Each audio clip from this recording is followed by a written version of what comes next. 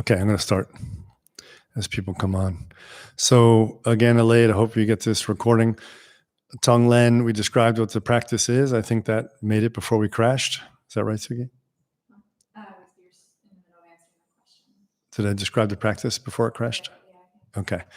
So yeah, in TMY, there are parallels to Tonglen in many different practices, but not Tonglen itself. So if anybody's interested in Tonglen practice, you can actually do it. It's no problem. It's totally compatible to any non-dual yoga and meditation tradition, I believe, like Trikamasiddha Yoga. Let's see. Then I was in Course in Miracles question, right? So maybe the Course in Miracles didn't get answered. Could you're explaining what Tonglen is, right? Okay, so Elaid, thank you.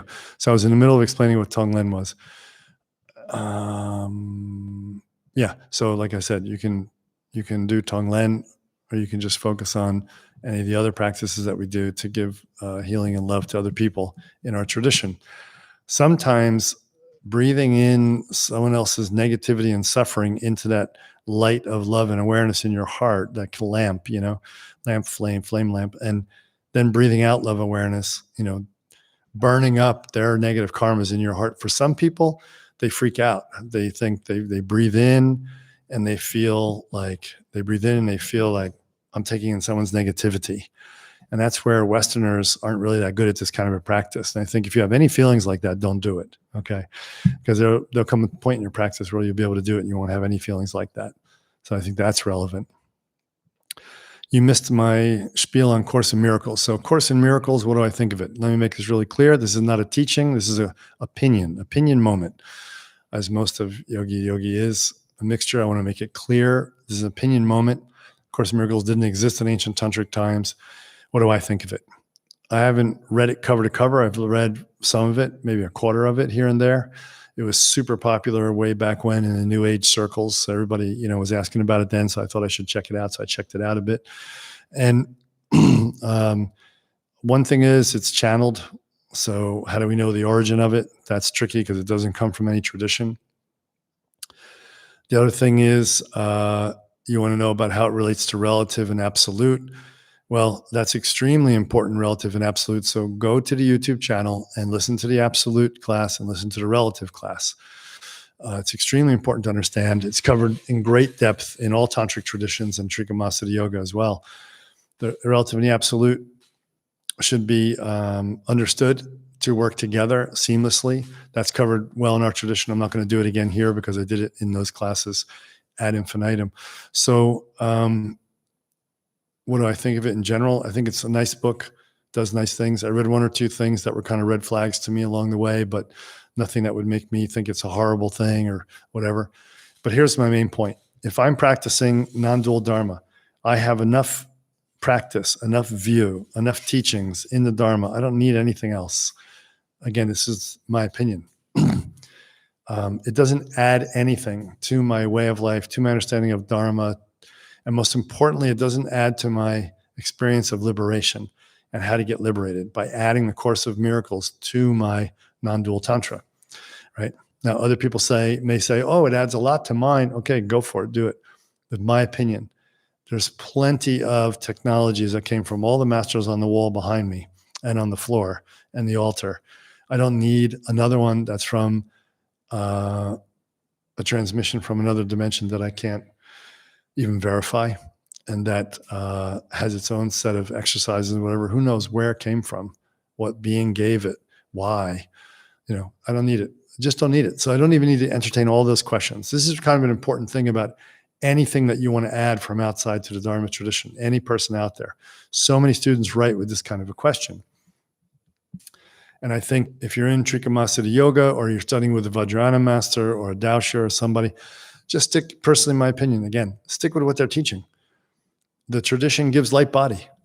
It means it's not missing anything except psychotherapy. And psychotherapy, should happen before you get into these traditions. So actually the traditions aren't missing anything. That's really important for people to understand.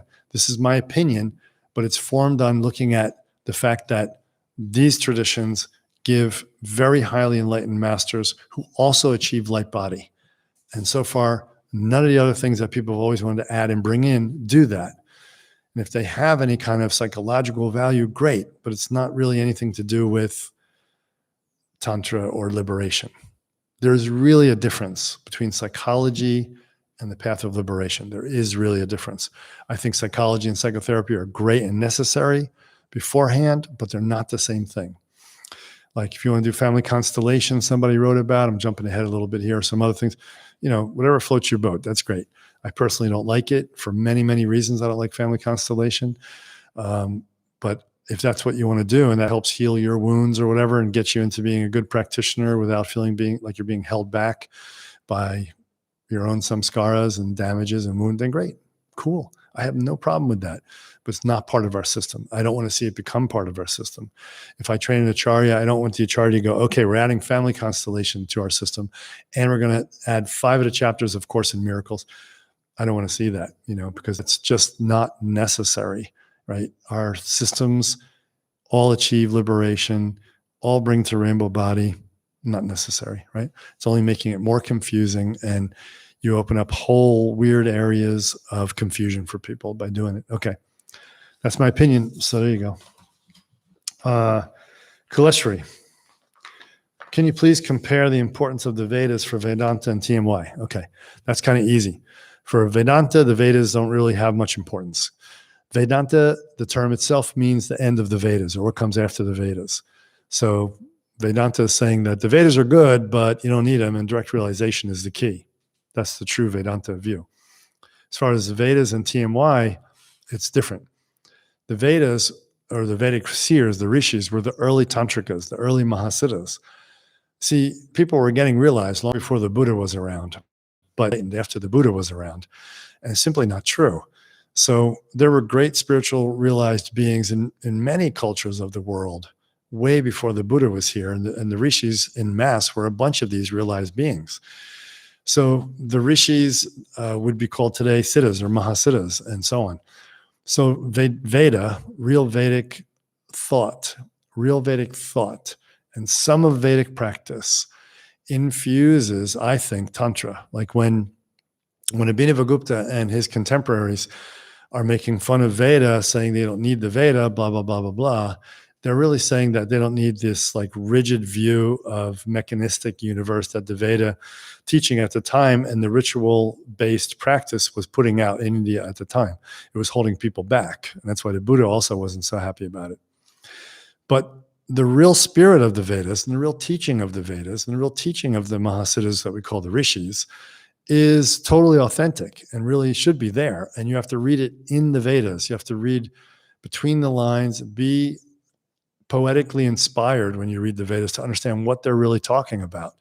The gods and goddesses are symbols of universal forces that are being experienced from stage 8, 9, and 10 by the Vedic rishis.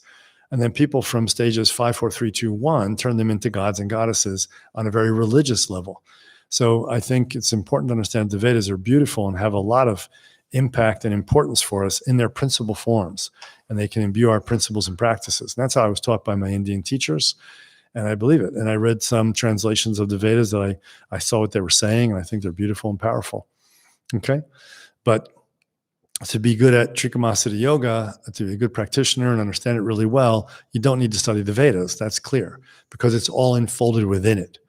It's almost not quite the same, but almost similar in a way, in a feeling tone of the Jewish 10 Commandments from Judaism that a lot of Christians today place so much emphasis on. Some whole Christian churches place so much emphasis on the 10 Commandments and not breaking them and keeping them. And when Jesus, the actual master of Christianity himself, said the 2 great commandments replace the old 10. You don't have to think about the 10 anymore if you just do the 2.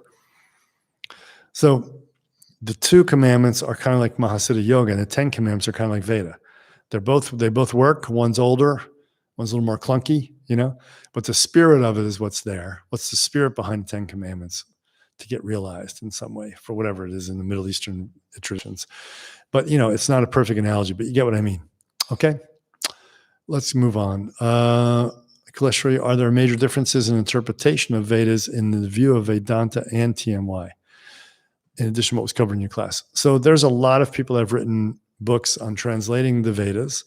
And whenever you do, people are going to take this mythological based text and interpret it to some degree from their own conditioning or trying to fit it to the society at the time and what was interesting spiritually at the time it was written, all that kind of stuff. So, yeah. Yeah. Harish has made on his Facebook group some recommendations on modern translation of the Vedas, which is the best, and so on. You can check all that out if you want. All right. Thank you, Kaleshri. For those, Eleni, I recently received a teaching from Dharma, and if I remember it correctly, he said that we all need to awaken to our own individual essence nature. Absolutely. That's what we all need to do. That's not a secret teaching. That's general and true for everybody. I'm trying to understand what this means, and also have been trying to understand it from the Tattva map. Great. My understanding from 36 Tattvas is that individual awareness is Tattva 12, Purusha. Are we counting with one from the top at Shiva? I guess that's what you did. I'm confused about whether this is what we are working to. No, that's not it, Eleni. Very good. I'm glad you asked. Although that's what a lot of people are working to. Patanjali Raj Yoga people are working to that. Samkhya people are working to that. People that don't understand the view of non-duality in meditation are definitely working towards that because they don't understand the view. You wrote here, you continue writing with your question, Eleni. I'm confused about whether this is what we're awakening to. And if we are, where does global awareness, Shiva Shakti, come into it? Or is there a progression of awakening from individual consciousness to supreme consciousness? Does the Tattva map help at all to understand this process, or have I misunderstood the teaching? Okay, I get it. So what is it to awaken to your essential nature? This is the most important view teaching, base view teaching. And we're not even in the game until we understand this. And we should drill our understanding of this and contemplate on it every day of our life until we understand it. Because when we finally understand it experientially in our own being, that's when we're said to have recognition of our true nature, right? And it really helps to have explained to us by teachers who come from this tradition, and especially if they're living it, so that we can recognize what our true nature is. On a Tattva map, I'm going to do it the way it mostly appears in books to not confuse people, Eleni. The very lowest Tattva of Earth, Tattva, Earth element, is usually numbered as number 1. And then Shiva is number 36. Okay, I'm going to go that way so I don't confuse people. Tattva 36, Tattva 35, 34, 33, 32, right? And 31. Is it 36, 35, 34, 33, 32? No. Tattva 36 to 32. These are the non-dual tattvas. These are the tattvas where subject-object dichotomy is completely resolved.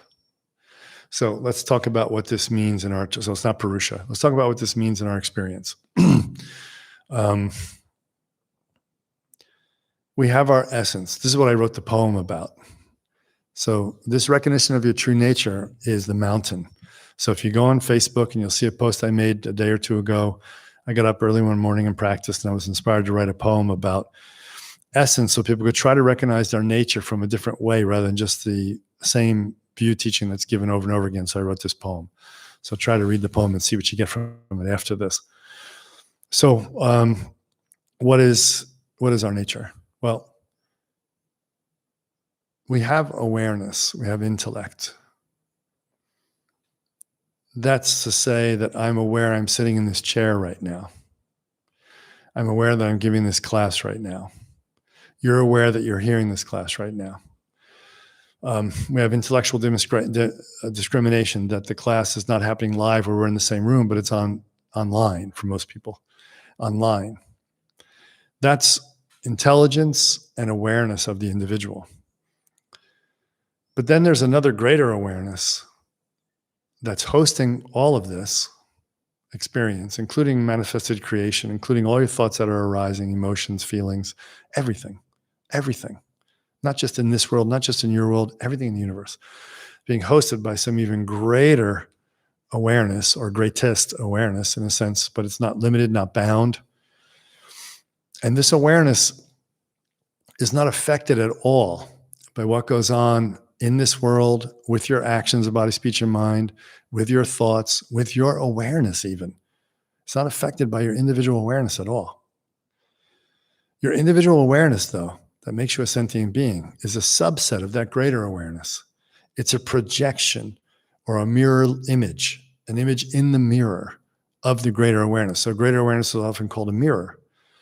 And then within that, there's a projection of from its own self of a smaller subset of awareness.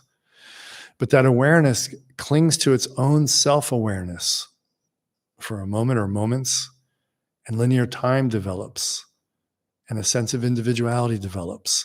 And now I have a self that I grasp at with self-grasping, a self that has stories to generate, a self that has thoughts constantly, a self that has a history, a demonstrable history with photographs that prove it, that you were here, But that's all illusion from the perspective of the mirror and the greater awareness. It's all just dreamlike mirages occurring in the mirror, no matter how real it feels to us. Same way when you're in a dream, your dreaming body and mind feels it's very real. You have a different personality. You're a different person, but you think that's you. Then you wake up, it's all gone. And you realize, I was just a dream. That's what's happening right now for all of us. But the process of realization through Trikamasa yoga, non-dual meditation and yoga paths, is for that little awareness to recognize that it's in a game of its own creation, that it's caught in creating its own game and has been for maybe thousands of lifetimes, millions of years, who knows? And what that small awareness wants to do by taking the Dharma path is to turn around own origin, where the mother awareness that manifested this temporal awareness that grasped onto itself and became individuated can look back and realize its innate, unbreakable, uncreated connection or origin, or actually essentially true nature of that mother awareness, right? When that awareness stops looking out, stops making the dreams and stories and ambitions and wishes and emotions and dramas of life the raison d'etre, the reason for being, and turns around and sees the mother, sees the mirror, and it's like two mirrors sitting in front of each other. There's nothing else in it. There's no more content. In that moment of recognition, there's no more content. Pop, pop, pop, pop, pop, pop. Just reflection back and forth with no movement. Purely done. They fuse, they become one. In that recognition of your own origin, of your own essence, this is recognizing your true nature. And this is actually beyond Tattva 36 and 35. So our orientation is not Tattva 25, Purusha. It's not Tattva 31, 32, 33, 34, right? It's not even 35 or 36. It's actually beyond all categories. And in real Shaivism, this beyond all categories, non-category experience, your essential nature, is actually referred to, right? But for the ability to talk about the teachings and to teach, it's reduced into 36, 35 and down. Okay. So that's an extremely important point. And this is really important to understand if you're starting to study non-dual tantra. Now, I know you have background in this, but it appears to me from what you're asking, Elena, that no one has ever given you direct introduction to your nature. And that's what this is. This is not a mystical experience. This is not a psychic city phenomena. I'm not sending juju awakening energy to you through the internet and you're going to receive it. If you're sitting here live, it wouldn't be any different. The magic, if there is any magic, is a real magic, a beautiful moment of recognizing, whoa, I can see beyond and out of all of this dream that I've created of a self and its self-story and its self-history and its self-difficulties and its lack of self-realization. I can see beyond it. And I've turned my mind, while you explain it, back to its own origin. And though I can't describe what that origin is because words fail, I understand completely. and I feel that connection at some level. And that's actually transmission of your real nature, right? So that's what we're talking about there. Does the Tattva map help at all to understand this process? And again, I want to emphasize, it's not a magical process. Recognizing your true nature is not magic. It happens by discussion with your guru. And then your guru will send you off into retreats and give you meditations to do and tell you to ponder what you just talked about with your guru. And you'll come back from those retreats. Traditionally, I'm saying, maybe you go in your house and do it. But traditionally, you'd go on a retreat. You'd go in there and you'd ponder. And you'd try to recreate the same experience that happened when your teacher explained reality to you. Your own reality, your own true nature. You try to get that back. You try to get that back. And you try to contemplate on it. You try to relax and hold that openness. After that retreat, you come back to the guru, and the guru questions you about your nature to see if you're able to reproduce that experience of your nature, or if you're reproducing just ideas about it, concepts about it, or did you really touch it again? And this is the way it's confirmed that you've recognized your nature, right? Okay. So there, wonderful. Great question. Let's move on to, well, anyway. So it wasn't a mystical experience. I'm trying to ram this one home, but it is a turning point. Okay. It is a turning point. And that's why you'll hear me say it's so important to stick to just the Dharma teachings. Are these other teachings pointing out our essence in the same way? Do we need them? The Dharma teachings do what they need to do. Some people say the Dharma is evolving. I just find it laughable. From where I'm sitting, you can say it sounds like condescension. I don't care. I really don't care, because it sounds like just what it is, laughable. That point of your own true nature doesn't evolve. It doesn't change. It's not trying to know itself. It doesn't need to know itself. That ultimate awareness is awareness without an object. Or we can say it's awareness where it's aware of itself as the only object. In that case, there's no subject-object division at all. It's just pure awareness. And by its very nature, it's aware. So this doesn't evolve. This doesn't change. It doesn't need to learn about itself. All these interpretations and ideas that people have put onto the non-dual Dharma traditions that I'm going to debate vigorously on Guerrilla Dharma, our new podcast coming up, with anybody who's willing to come on who holds these views. I just don't believe them. I haven't experienced them. And the teachings don't actually support that at all. So modern teachers thinking that they have to act more like quantum physicists and say that consciousness is evolving and changing and wanting to know itself or something like that. It's definitely not the tradition.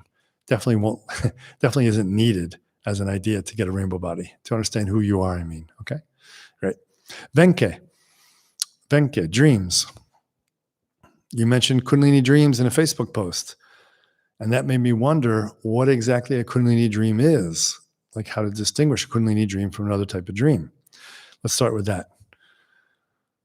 No, you go on with that. Could it be a dream where you have a spiritual experience? For example, losing your identity, merging with, let's say, a close friend, and losing all sense of self, and waking up having no identity or sense of yourself for some seconds, or is it something totally different? Let's talk about it like this. So a Kundalini dream, first of all, Kundalini is the pure expanse of all consciousness, all energy and knowledge that is within the unbounded essence experience that we just described in the last question. So Maha Kundalini, some people call it, is all that. And then the microcosmic Kundalini U is then called Kundalini, right? Or Jivatma Shakti, or whatever you want to call it, these different names, Nara, Sambhogakaya, whatever. Now, when you have a dream, so I'm saying that being that everything is Kundalini. So we say, is a Kundalini dream? All dreams are Kundalini in some aspect, either awakened Kundalini, unawakened, whatever. So let's get a little more detailed now. What is referred to in the yogic tradition of dream sleep yoga as a Kundalini dream, which we teach at ad infinitum in the dream sleep yoga retreat, and I'll just do a brief touch on it now, is that the Kundalini dream has to do specifically with a period of time in your life, that moment of the dream or possibly leading up to it, where your own essential nature is kind of calling out to you to realize it. It's coming to you through your longing to know your true nature. Your energy is reaching out to you, into your consciousness, into your awareness, to give you signs, to show up, that you may recognize you're in this process. So the classic Kundalini dreams have to do with snakes, brown or black snakes, occasionally red, sometimes white, but all the tantric colors, very interestingly enough, of, black, white, red, sometimes yellow, but not often. And these dream images, especially of snakes, are often of snakes of incredible proportions, right? Really big, different, functioning different. They can talk to you. You can get a sense that they're completely alive and aware in a way that you aren't, like they could be superior beings and so on. Sometimes you have to wrestle with them. They're trying to kill you, and you have to actually kill them to actually release this energy of Kundalini within you and gain this realization. Sometimes it's a matter of befriending them. All different kind of things can happen, but a lot of times they're about the Kundalini, which is this great serpent power that's awakening within your energy body. And all this is symbolic of just realizing your true nature, but this is the way it comes out in energy symbology. So Kundalini dream can occur also where you are the practitioner in the dream and you're experiencing the classic Kundalini awakening. And there's some kind of movement in your energy body in that dream body. You could be sitting there in a forest or in a desert or something doing practice. And all of a sudden there's this huge awakening and fires going up your spine, central channel, front channel, whatever, all these different kind of symbols. But this is like classic Kundalini symbology, which I think is very powerful. But this is what we talk about more about as a Kundalini dream. But it won't come by itself. It'll come in the context of a practitioner's life and a context of longing for liberation, all that kind of thing. So could it be you losing your identity and being another person? Not really. Technically, it's not considered to be a big enough, a strong enough dream to indicate Kundalini, because many, many people have a dream where they are somebody else. And then when they wake up from common dream experience. So then your second part of the question is, what happened? We're online. Okay, we delayed again. We were like, uh-oh. Second part of the question is, how many different types of dreams is it possible to have? I just want you to come to the dream sleep yoga training for that, or take it with any other lama or teacher. There's too much to go into, but there is a range from what we call big dreams. I call them big dreams because one of my teachers called them big dreams, where they're coming directly from essence state to you. It's not even so much you're dreaming. You're just in your enlightened state. In that, not even state. Enlightenment's not a state. You're in the enlightenment experience. It's not even experience, and you're just abiding, and then you come out of it. The normal dreaming begins, or you wake up. So that's a big dream. And sometimes big dreams can lead to secondary big dreams, secondary karmas of big dreams, which can be prophetic or give very practical advice. A text, transmit some knowledge and so forth. Many of us have had this kind of thing. And then there's all the way down to ordinary dreams about what normally occurs in your conditioning. You're starting to have spiritual dreams because you do a lot of prayers of the foundation practice. That's wonderful. You're starting to tune into the gurus because you do lineage blessing prayer a lot. That's awesome. All that indicates that your karma is shifting, because when you're still dreaming about horrible things, you're still dreaming about pizza and beer and going to the concert and having sex with 10 people and, whatever. Even if it's just day-to-day mundane, that's just mundane dreaming, right? Some of it shows deeper karmic grooves they've had for past lives in this life. Some of it shows just what happened that night. You're watching that TV series, you go to bed, and you find some elements of the TV series in your dream. So there's the full spectrum, right? Okay. Number 3, if you have a dream which has the possibility of being a true dream, not sure what you mean by that. If you tell people about it, maybe you mean prophetic, it would be less likely to occur, I guess, come true or something. The reason why you're asking is you recall Swami Janakananda in Sweden mentioning something about not telling people of a plan or dream you have because that might stop it from happening. Okay, and that's probably true. He might have said that. I don't know. I wasn't there. But there's a lot of people who say if you have a prophetic dream, don't tell people about it if it's a good one, because by telling them about it, you change the karma of it. You activate your conscious mind, your karma mind, and you bring their karma in as well, and it could change the outcome. Sort of like Inception, the movie Inception. That's a good movie to see how karmas intertwine and affect the dream world, which affect then your real world. That's kind of cool movie that way. Hopefully, Bobby Chop is putting it on the movie list if you're listening, Bobby. So,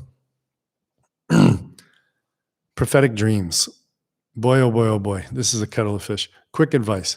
Please don't do anything based on prophetic dreams, because you don't know if they're prophetic. Please don't do anything. Don't change course of action in life. Don't break up with a partner. Don't marry a partner. Don't buy a house. Don't do anything because of a prophetic dream so a dream you think is prophetic because you don't really know. And, once you train more and you start having more stage 8, 9 experiences, you're going to see that the layers of our universes, our multiverse that intersect, and they have different function when it relates to time and space. Third dimension is not like fourth not like fifth not like fifth, sixth not like seven, but they're all in the same dimension, space, basically. So when your consciousness locates into a different dimensional space for a moment, you have a different understanding of everything. And something that may be out of sequence in time, you may have a dream about it. Maybe your early childhood. Doesn't have to be future. It could be early childhood. It could be a past life. It could be a future birth if you continue in the way you're going. It could be one of your many parallel lives that you're running right now. So that's all stuff to leave alone, because this idea of manifesting stuff that happens in dreams and this and that, all in that area of sorcery and witchcraft, and not interesting to me because it's not about your essential nature. When in a big dream you're told something to do or it happens, if you already have recognition of your true nature, as I described to Eleni in the questions before, then you can follow that big dream advice because it's actually coming from your own essence. But that distinction is tricky, right? People do crazy stuff following dreams. Be careful. Thank you, Venke, up in Norway again. Jorge, how can it be that all sentient beings suffer? How can it be that all sentient beings suffer? Animals, earth, etc. I don't really know what you mean by that, Jorge, but let me take a shot. Yeah, we all suffer. I guess you're not talking about humans, because humans, you suffer. I know I suffer. What about animals? Do we know that they suffer? Do we know that they're sentient beings? I'm going to answer this in a way that's very pragmatic, because that's what this is all about. Jorge, it doesn't matter. It doesn't matter if animals don't have enough sentient nature to suffer. You can cut them up, eat them, kill them, whatever. Right? If you believe they don't have that sentient nature, it